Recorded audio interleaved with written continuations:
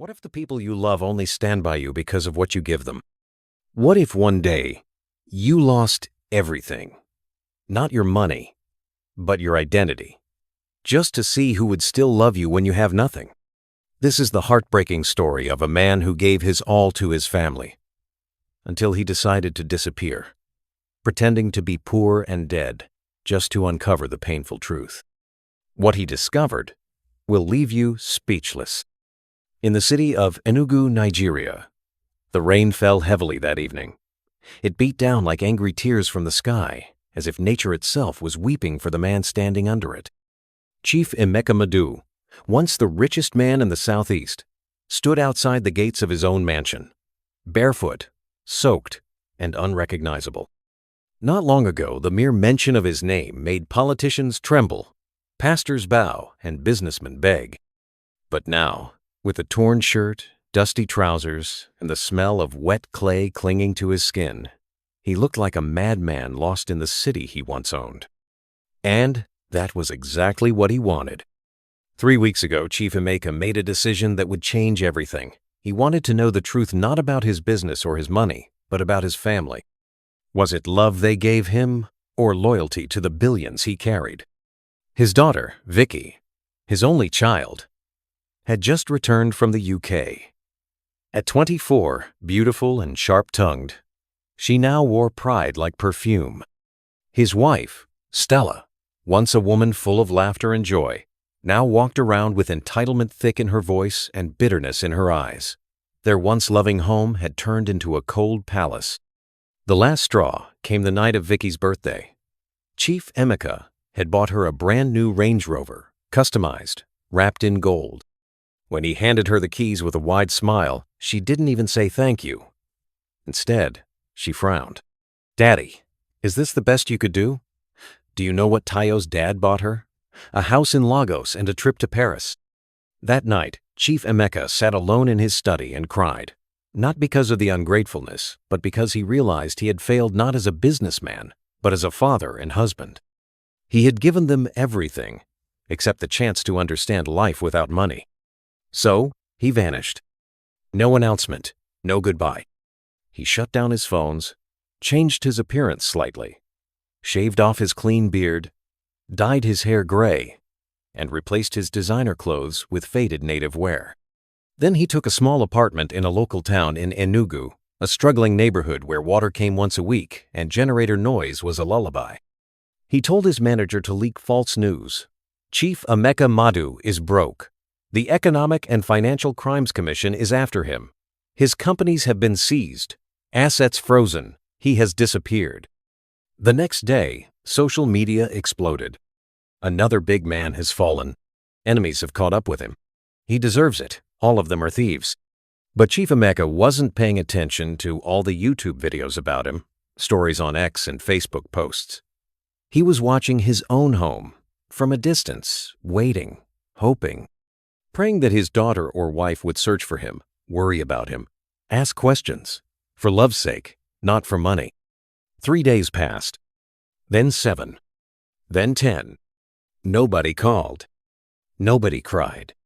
Instead, Stella quickly arranged for a lawyer and began plans to sell the house and other available properties. Vicky changed her Instagram bio to independent woman, no longer daddy's little girl. But worst of all, they both held a small family party just 1 week after his disappearance. Laughter, music, and wine. While he, the man who built their world, was eating a plain rice and single potato in a one-room apartment with a leaking zinc roof. One morning, he made up his mind. I will go to them, not as their husband or father, but as a poor man, just to see what is truly in their hearts. And so, now he stood there, under the rain, outside his own gate. His heart pounded as he pressed the buzzer. A security man came to the gate. "Who are you looking for?" he asked, his eyes scanning Chief Emeka from head to toe. "I'm looking for Madam Stella. Tell her that one man who knows her husband, Chief Emeka, wants to see her." "It's very important," Chief Emeka replied, keeping his voice low and weak. The man grunted and disappeared. 10 minutes passed before the gate opened again. Stella stood there, wearing a silk wrapper, phone in one hand, irritation in her eyes. "Yes? Who are you?" Chief Emeka kept his eyes on the ground. "Madam, please. I know you don't know me, but I used to work with your husband, Chief Emeka, pretending not to be her husband. Things has gone very bad for me. I don't have anywhere to go. I heard you're a good woman.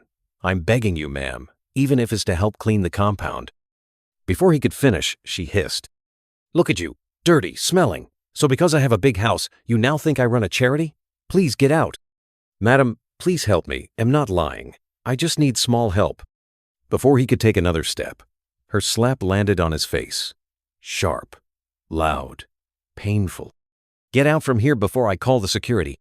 She turned and stormed back inside. Chief Emeka stood there, frozen. Not from the pain of the slap, but from the pain in his heart. This was the woman he once bathed with rose petals on her birthday. But it wasn't over. He tried again. This time, to reach his daughter. He waited outside of her favorite supermarket gate the next day, dirty and trembling. When he saw her coming, he rushed to her, calling softly, "Vicky, please, please, help me." She paused, confused, then wrinkled her nose. "Do I know you?" "Vicky, it's me." "Eh? You are mad? How did you even know my name? Please, please," she shouted, stepping back in disgust. People around started staring. Vicky quickly pulled out her phone and screamed, "Security! This madman is disturbing me." 2 guards rushed forward and dragged Chief Emeka, her own father, away like a piece of trash.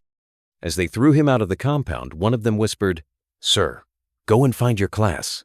This one is not your class again." Lying on the bare ground, blood trickling from his elbow, Chief Emeka looked up at the sky.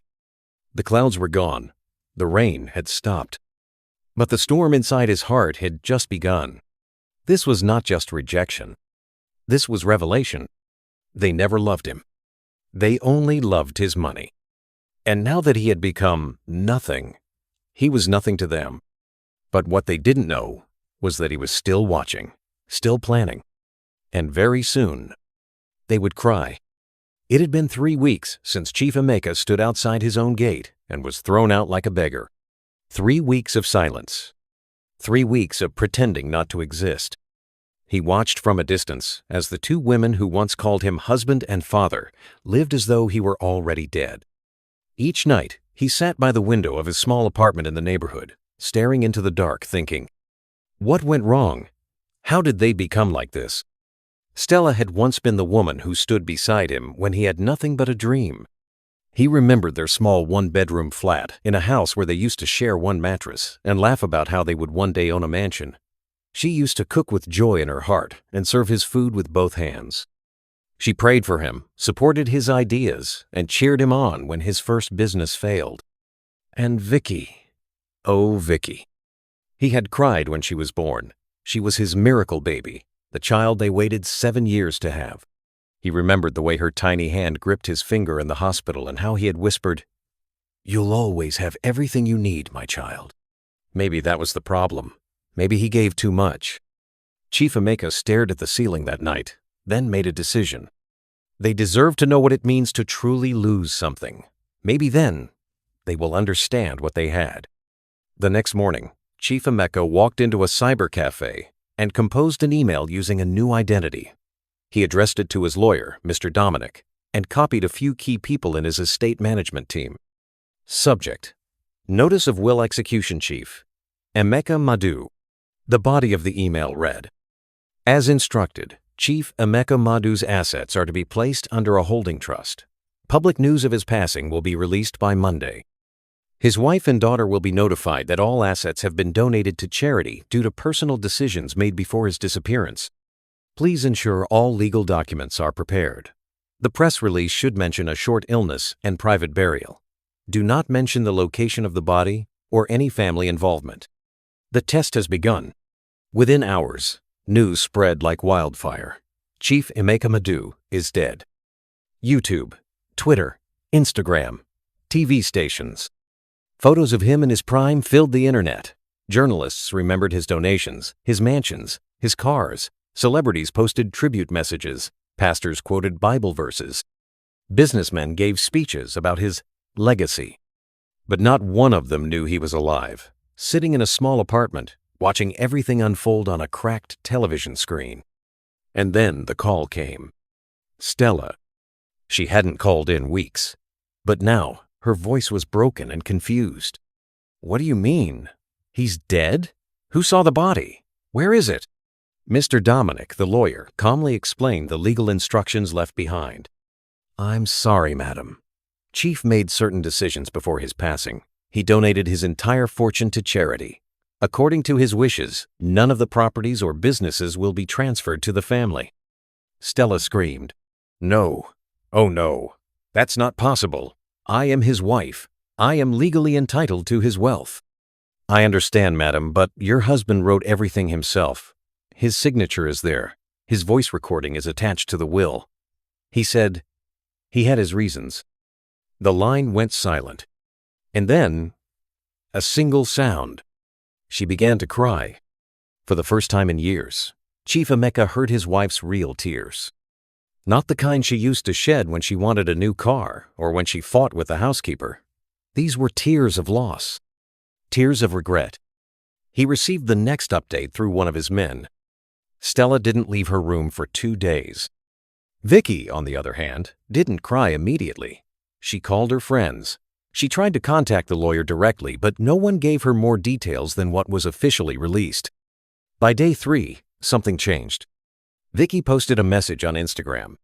"Rest in peace, Daddy. I wish I had told you I loved you more." And below it, she added a line that surprised everyone. "We only realize the value of someone when they're no longer with us." Chief Emeka read it. His hands trembled slightly. For the first time, he began to doubt his plan. Was this too much? Did I go too far?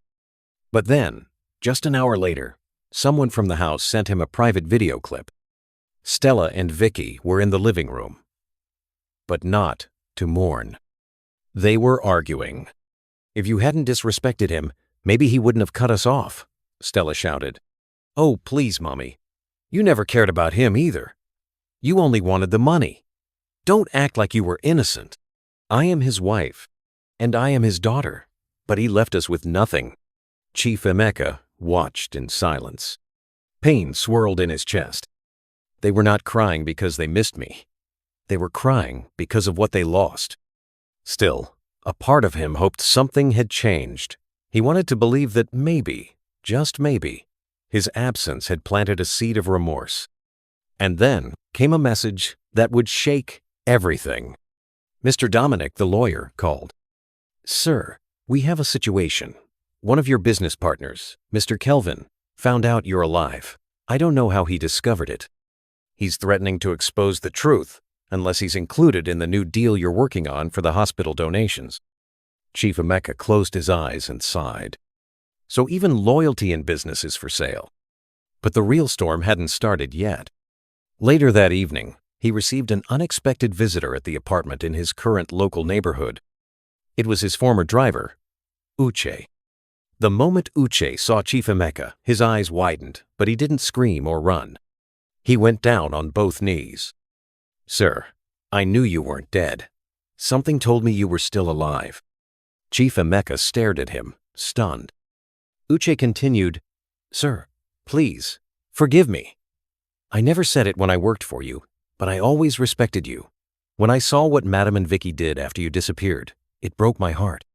Chief Emeka helped him up slowly. "Why are you here, Uche?" "I came because I heard Madam is planning to challenge the will in court.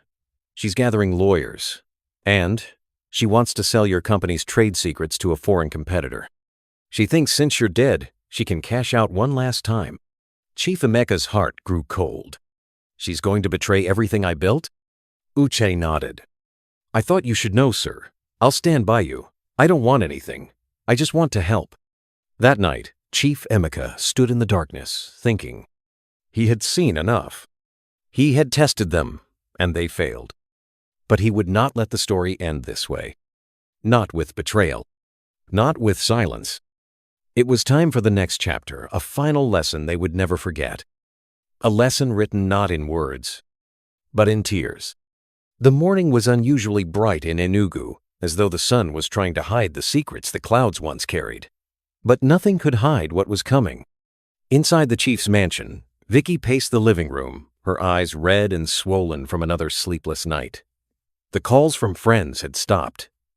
The sympathy messages were gone. And so was the life she knew. The bank had just sent a notice. Accounts frozen, cards disabled, vehicles under review. Her world was falling apart, and her mother, Stella, was no help. She sat in her bedroom, whispering to lawyers, angry and desperate. She had even threatened to sue the lawyer handling her husband Chief Emeka's will, but every legal door remained firmly closed. They had no power without Chief Emeka. No access. No money. No respect. And then, someone knocked at the gate. "Open this gate immediately," the voice barked. The security man rushed over and froze. His eyes widened. He had heard the voice before, but this couldn't be. Standing at the gate was a man in a clean white Nigerian native outfit, polished black shoes, gold-rimmed glasses, and a presence that could silence a crowd. It was him, Chief Emeka Madu. Alive. Breathing. Stronger than ever. "Sir," as he tried to run away, they said you were dead," the security guard stammered. "I was, but now I've returned." Chief Emeka walked past him like a king reclaiming his throne. He stepped through the front door and paused. The house was cold, silent, and smelled of neglect. He looked around and shook his head. A house filled with luxury, yet empty of love. Vicky appeared at the staircase, her mouth slightly open, unable to speak. "Daddy?" Her knees buckled. She held the railing to steady herself. "I'm alive," Chief Emeka said calmly. But they said you were dead. We saw the news. The lawyer said you." "I made them say it." Stella ran downstairs, still clutching her phone. Her hair was scattered, wrapper barely tied. "Emeka, what's the meaning of this? Why would you do this to us?" He raised a hand. "Don't speak. Just sit." His voice was quiet, but it cut deeper than a scream. They sat down like students before a disappointed teacher. Chief Emeka looked at them, not with hate, but with a pain so deep it could drown a man. "I disappeared to see something," he began, "to see if you loved me for who I am, or for what I gave you, and now I know." He turned to Stella. "You slapped me at the gate. You humiliated me like a stranger. Is that what I became to you?" She opened her mouth, but no words came. "And you, Vicky?" He looked at her, and her eyes filled with tears. "You couldn't even recognize your own father when I stood in front of you begging. I was the man who carried you through sleepless nights. The man who held your hands during your first surgery. But to you, I was just another poor man." "Daddy, I didn't know. I'm sorry." Vicky began to cry. "But if I was truly poor, would you have treated me any differently?" Vicky lowered her head. Shame wrapped her like a blanket. Chief Emeka walked around the room slowly. "I gave you everything. Houses, cars, luxury. But I failed to give you the most important thing, value.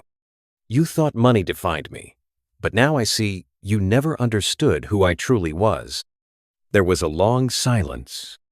Stella finally stood up, angry tears rolling down her face. "So what now, Emeka? You tested us like rats? You think this is love? Disappearing and pretending to die? You hurt us." Chief Emeka turned to her, eyes sharp. "I hurt you? Or did the truth hurt you? You were planning to sell my house and companies and secrets. You were planning to fight the will in court after everything I gave you." Stella looked away, ashamed. "I wasn't dead, Stella. I was watching." Vicky sobbed louder now. "Daddy, please. I made a mistake. I'm sorry. I was angry, confused. I didn't mean to treat you that way. Please, forgive me." He looked at his daughter for a long moment.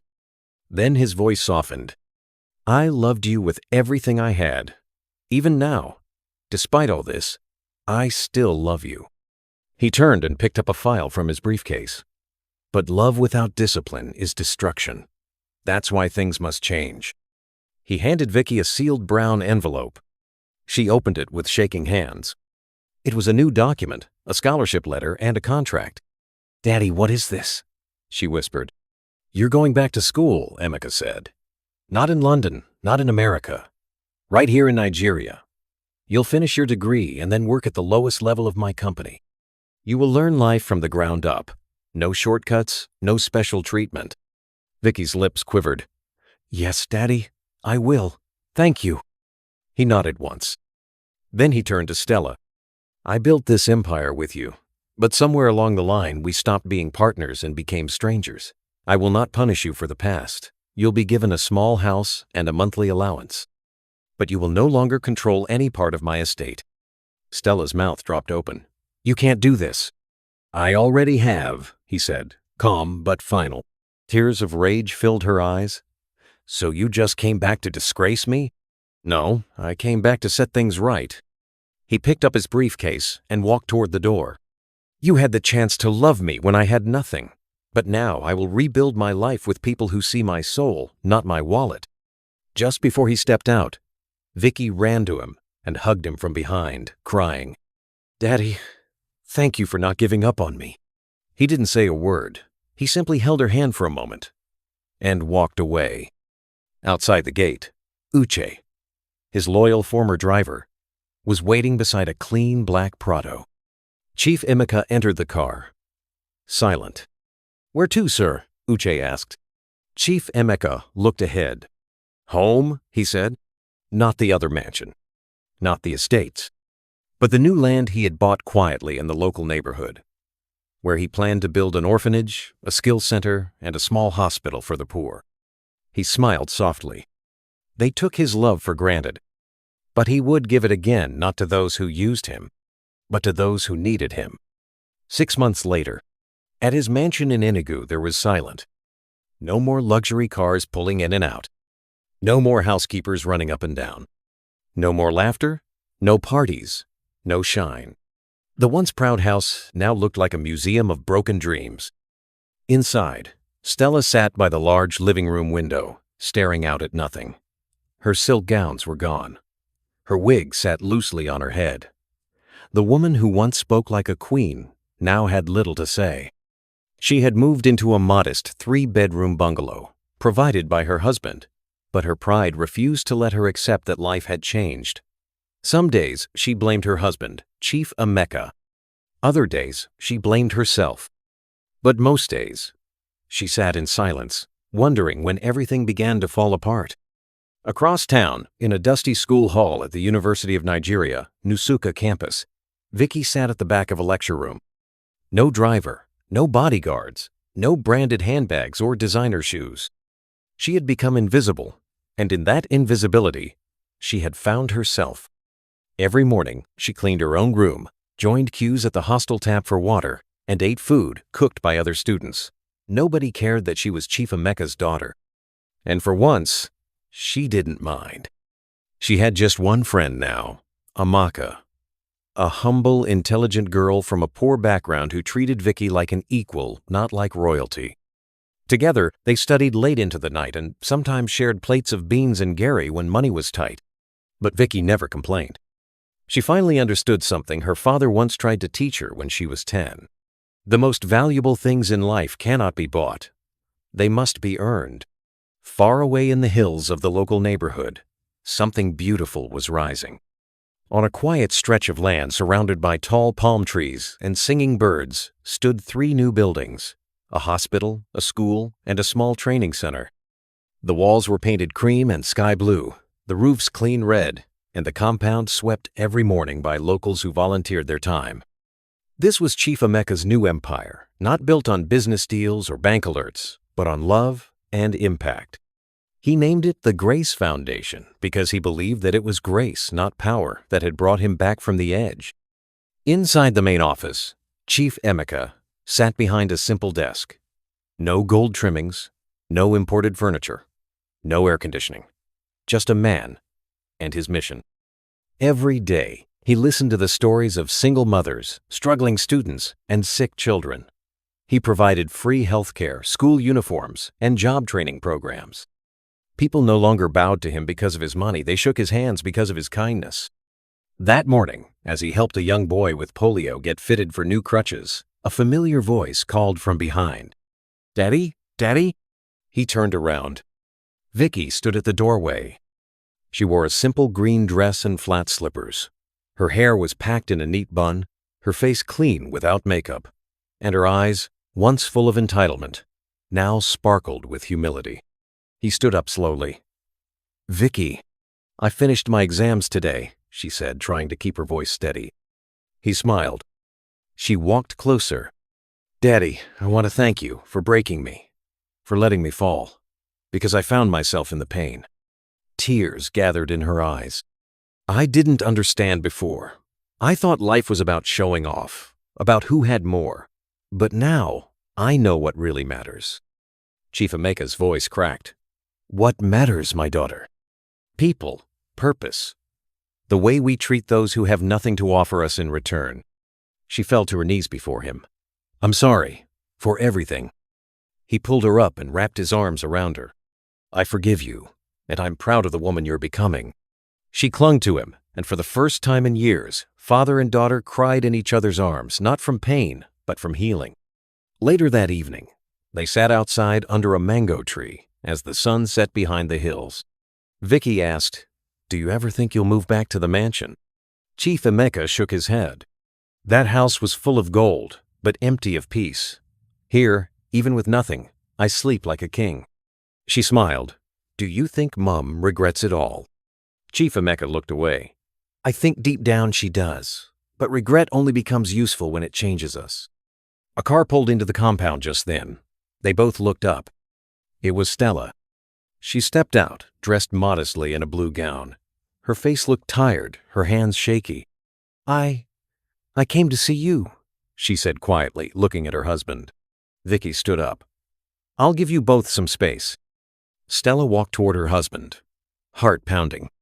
"I heard about what you've built here. I've been reading about it. The people you're helping. The children you've saved." She swallowed hard. "I came to say I'm sorry. I didn't realize how lost I had become until I had nothing left. You didn't change, Emeka, my love. I did, and I'm ashamed of it." He studied her for a long moment. "I don't hate you, my Stella. I never did. I only wished you had remembered the woman you used to be before the wealth blinded us." She nodded slowly. "Maybe I can find her again, if you'll let me try." He didn't answer immediately. Instead, he picked up a file from the table beside him. "There's an empty building next to the school. We were going to turn it into a kitchen, but I want you to run it as a food bank. Serve people with your own hands. No staff, no titles. Just you." She looked surprised. "You'd trust me with that?" "It's not trust," he said gently. "It's grace, the same grace I was shown when I didn't deserve it." Stella's eyes filled with tears. She nodded and lowered her head. "Thank you." As she turned to walk away, he called out, "Stella?" She stopped. "If you do this, not for me, not for the world, but for yourself, maybe, just maybe, we can rebuild. Not the marriage, but the friendship that started it all." She wiped her eyes and smiled. "That's all I want." As the sun finally disappeared behind the trees, Chief Emeka stood quietly watching them. His daughter helping an old man at the gate. His wife picking up plastic bowls to wash in the new kitchen. This was peace. Not the kind you buy with money, but the kind you earn through pain, truth, and healing. He had tested them. They failed, but they had grown. And so had he. And now, what they all found was far more valuable than wealth. It was real love. And that is what truly made him the richest man in Enugu. Dear viewers, sometimes it takes losing everything to find out what truly matters. Love without loyalty is empty. Family without respect is broken. And wealth without wisdom can destroy everything. This story is more than fiction. It's a lesson. If this moved you, don't just scroll away. Like the video, Comment your thoughts below. What would you have done in his place? Subscribe for more powerful stories that speak to the soul. Thank you for watching. At Virtuous Stories, we love you.